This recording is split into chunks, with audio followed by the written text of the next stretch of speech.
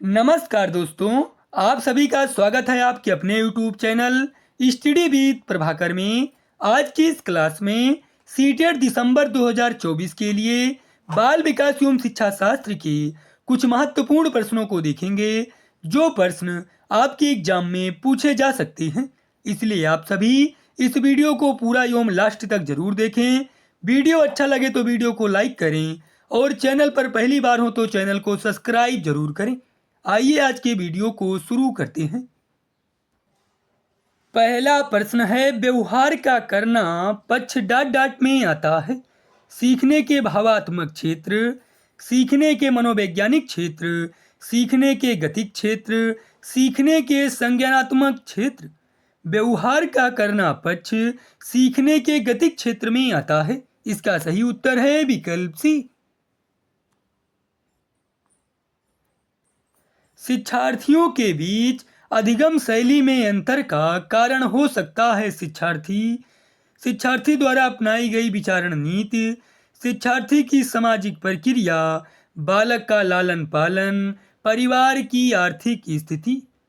शिक्षार्थियों के बीच अधिगम शैली में अंतर का कारण हो सकता है शिक्षार्थी द्वारा अपनाई गई विचारण नीति। इसका सही उत्तर है विकल्प ए। यदि विद्यार्थी पाठ में रुचि न लेते प्रतीत हों तो शिक्षक को चाहिए कि वह दृश्य श्रव्य सामग्री को प्रयोग में लाकर पाठ को रुचिकर बनाए, शिक्षण विधि बदल दे, कक्षा से चला जाए, कक्षा में कोई अन्य कार्य प्रारंभ करे। यदि विद्यार्थी पाठ में रुचि न लेते प्रतीत हों तो शिक्षक को चाहिए कि वह शिक्षण विधि बदल दे। इसका सही उत्तर है विकल्प बी। मानव व्यक्तित्व परिणाम है केवल वातावरण का, पालन पोषण और शिक्षा का, केवल अनुवांशिकता का, अनुवांशिकता और वातावरण की अंतः क्रिया का। मानव व्यक्तित्व परिणाम है अनुवांशिकता और वातावरण की अंतः क्रिया का। इसका सही उत्तर है विकल्प डी। कक्षा 1 और 2 स्तर के बच्चे अमूर्त अनुभवों से शीघ्र सीखते हैं, पढ़कर शीघ्र सीखते हैं, मूर्त अनुभवों से शीघ्र सीखते हैं, लिखकर शीघ्र सीखते हैं। कक्षा 1 और 2 स्तर के बच्चे मूर्त अनुभवों से शीघ्र सीखते हैं। इसका सही उत्तर है विकल्प सी। शिक्षा के संदर्भ में समाजीकरण से तात्पर्य है सामाजिक मानदंडों का सदैव अनुपालन करना, सामाजिक वातावरण में अनुकूलन और समायोजन, अपने सामाजिक मानदंड बनाना, समाज में बड़ों का सम्मान करना। शिक्षा के संदर्भ में समाजीकरण से तात्पर्य है सामाजिक वातावरण में अनुकूलन और समायोजन। इसका सही उत्तर है विकल्प बी।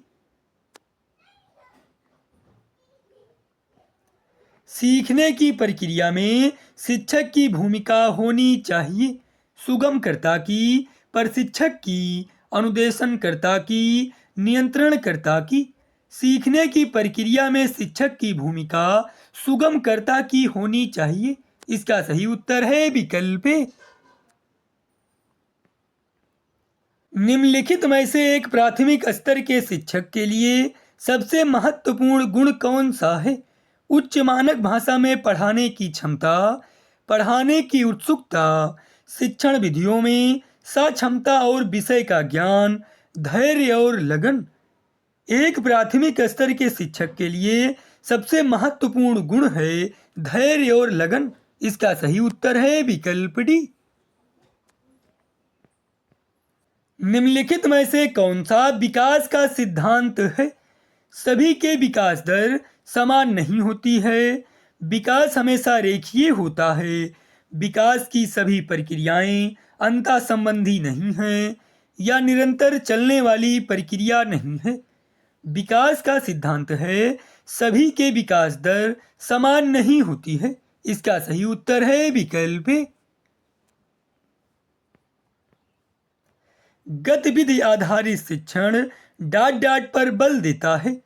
निश्चित अवधि में गतिविधि पूरा करने, खेलने, सभी विद्यार्थियों की सक्रिय भागीदारी, अनुशासित कक्षा। गतिविधि आधारित शिक्षण सभी विद्यार्थियों की सक्रिय भागीदारी पर बल देता है।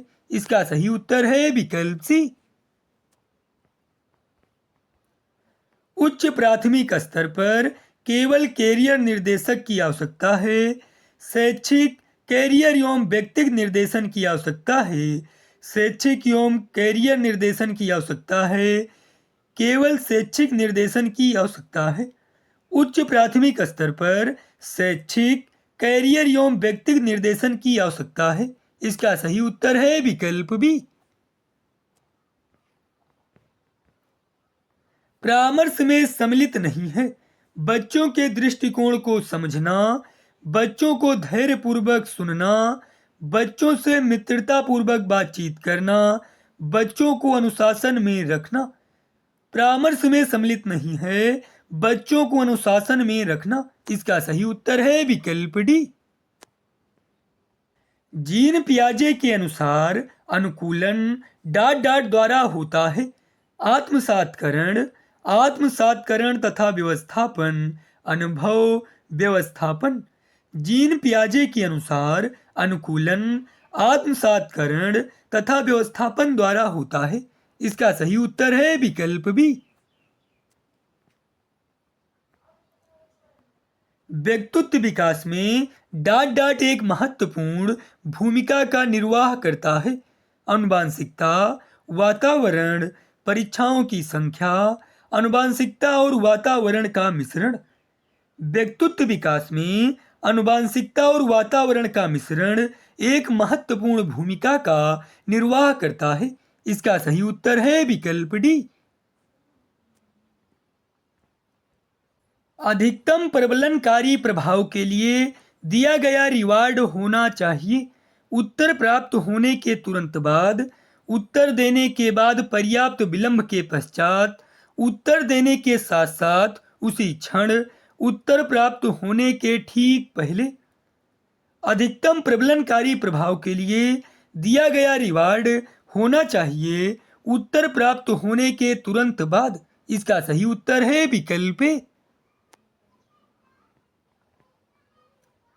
विकास के किस अवस्था को गैंग एज कहा जाता है?